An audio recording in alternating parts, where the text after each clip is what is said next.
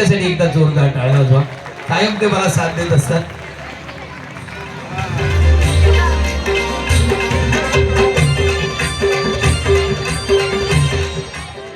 आणि आता महत्वाचा क्षण.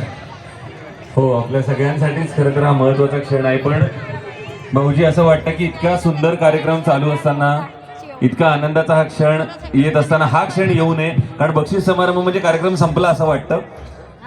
पण अर्थात हा आनंदाचा क्षण संपणार नाहीये, कारण आम्हाला तुमच्याकडून आणखीन एक वाक्य असं महत्वाचं हवंय. कारण लोकमत सखी 2026 ची सदस्यता नोंदणी आत्ता फक्त सुरू झालेली आहे.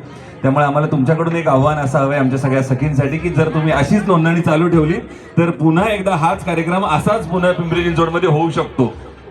नाही, माझी तयारी आहे. लोकमतने ठरवलं, कारण जिथे जिथे आनंद द्यायचा आहे तिथे तिथे आदेश एक पाऊल मागे घेणार नाही, कायम पुढेच असेल.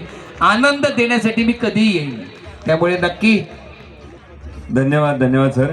यानंतर मी आमच्या सहआयोजकांना बक्षीस समारंभासाठी मंचावर निमंत्रित करेन आणि लोकमत पिंपरी चिंचवडचे आमचे प्रमुख मयूर केमसे सरांना विनंती करेन की आपण त्यांना घेऊन मंचावर यावं. ते म्हणजे वस्त्रकला पैठणी आणि सिल्क साडी चिंचवडचे रोहन ताकवणे सर सोबत